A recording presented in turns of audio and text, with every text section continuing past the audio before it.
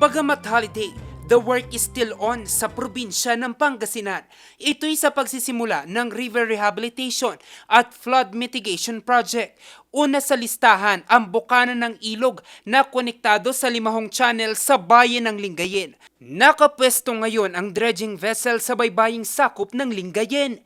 So ito yung sa mouth ng river, yung pinaka main outlet ng lahat ng tubig. So dito from inland sa mga rivers dito. But meron din tayo sa Calasiao waiting for ECC. No, it's LGU supplying the ECC. So ready na equipment natin yung barge. Once na-release po 'yon, lilinisan na natin yung mga ilog at i-dredge natin yung ilog yan sa Calasiao. We'll see if maging effective 'yon, no. But hindi lang Calasiao naman ang dapat may involved dyan. Other LGUs like Dagupan. Sa ilalim ng programa, target malinis ang baradong bukana ng ilog dahil sa mataas na antas ng siltation. Ito kasi ang nagiging sanhi ng mabagal na pagdaloy ng tubig na nagre-resulta naman sa pagbaha. Bagamat malaking proyekto, tiniyak ng pamahalaang panlalawigan na walang gagastusin ng probinsya. Walang expense ang province dyan, walang expense. Kasi ang modality namin is yung tinatawag ng DNR, Department Administrative Order number 7. Yun yung modality. So at no cost sila mag-dredge. Of course, there's gonna be a commercial value for that.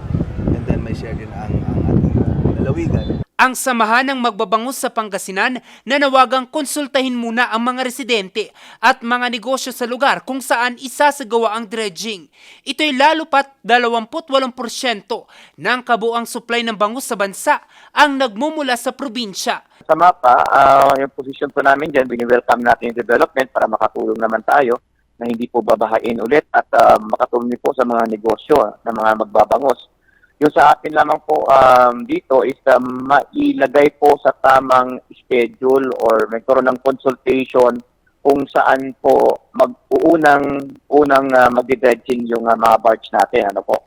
Kasi kailangan natin malaman, at least ma-schedule po at masabihan po yung mga kasamahan natin dyan na magbabangus na ito po ay parte ng huhukaying So magkaroon po ng schedule at maayos po nila yung production nila.